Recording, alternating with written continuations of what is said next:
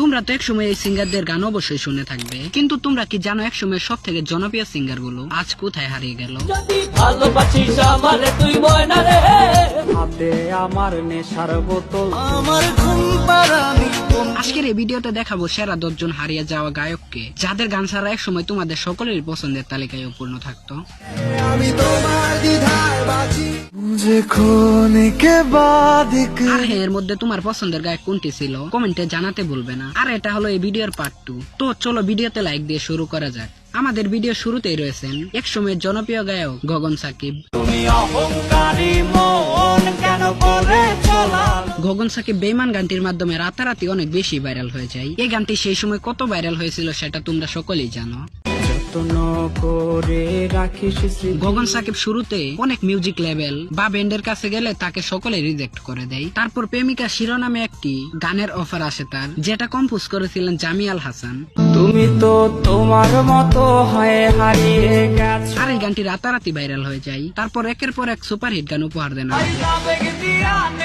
ওরে প্রিয়া প্রিয়া প্রিয়া। গগন সাকিব আর কিছুদিন আগে একেবারেই গান করা ছেড়ে দিয়েছিলেন, কিন্তু তার ফ্যানদের জন্য আবারও গানে কামব্যাক করেন। তবে তার সেই নতুন গানগুলো সেই আগের মতো সুপারহিট হয় না। তারপর রয়েছেন এফএ সুমন।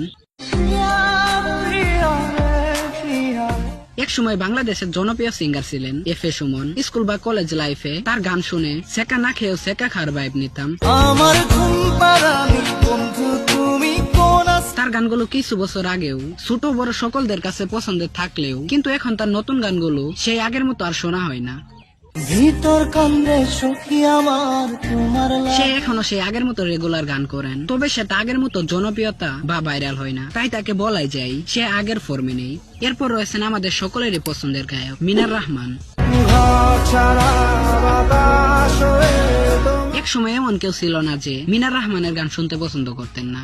তিনি 2008 সালে তার প্রথম গান রিলিজ করেন, আর তিনি খুব অল্প সময়ে অনেক জনপ্রিয়তা অর্জন করেন। আমি তোমার দ্বিধায় বাঁচি। তবে বর্তমানে মিনারকে সেই আগের মতো রেগুলার গান করতে দেখা যায় না, আর সে নতুন গানগুলো গাইলেও সেই আগের মতো আর ভাইরাল হয় না। উড়ে উড়ে ঘুরে ঘুরে তারপর তোমাদের সকলকেই মানতে হবে তার কণ্ঠে অন্যরকম জাদু রয়েছেন। তারপর রয়েছেন এক সময় ন্যাশনাল ক্রাশ দার্শান রাভাল। দার্শান রাভালের এই গানটির কথা তোমাদের মনে আছে? মুঝে খোনে কে বাদ তার এই গানটি কতটা পপুলার হয়েছিল সেটা মনে হয় না তোমাকে বলতে হবে। এই গানটির পরও সে আমাদের অনেক সুপারহিট গান উপহার দেন, যে গানগুলো শুধু তার ফ্যানরা না পুরা বিশ্ব শুনতে পছন্দ করেন। इस कदर तुमसे हमें ओ मेरे माये जिन्ना सोना ऐसा ही तू आसमां। আর তোমাদের বলে দেই দার্শান রাভাল পুরোপুরি তো হারিয়ে যায়নি। দার্শান রাভাল এখন শুধু লাইভ কনসার্ট এবং মাঝে মাঝে তার ইউটিউব চ্যানেলে গান আপলোড করে থাকেন। তবে কিছুদিন আগেও তার নতুন অ্যালবাম রিলিজ হয়েছিল, কিন্তু সে আগের মতো ভাইরাল হয়নি সেই গানগুলো। তো যাই হোক, এরপরে দেখাবো এক সময়ের জনপ্রিয় সিঙ্গার তাশরিফ খান। যদি ভালোবাসিস আমারে তুই ময়না রে। এক সময় তাশরিফ খানের গান অনেক জনপ্রিয় হতেন, কিন্তু তাশরিফকে সে আগের মতো গান করতে দেখা যায় না। তবে তাশরিফ খান অনেক মানুষের হৃদয়ে বসবাস করেন। ব্যাচেলার আমি ব্যাচেলার, তার সব থেকে জনপ্রিয় গান হলো এটা। আমার মন বসে না শহরে। তারপর রয়েছেন বাংলাদেশের কিংবদন্তি সিঙ্গার জেমস। তোর প্রেমেতে অন্ধ হলাম। বাংলাদেশের লেজেন্ড একজন সিঙ্গার হলেন জেমস। জেমসের আসল নাম হলো ফারুক মাহমুদ। সে এখন পর্যন্ত কত সুপারহিট গান উপহার দিয়েছেন এটা মনে হয় না তোমাদেরকে বলতে হবে। তাছাড়াও তার গানগুলো জীবন্ত হয়ে থাকে, যেটা তুমি তার গান শুনলেই বুঝতে পারবে। জেমস শুধু বাংলা গানে সীমিত থাকে না, সে বলিউডেও অনেক গান করেছেন, আর তার বলিউডের এই গানটি তো অবশ্যই শুনে থাকবে।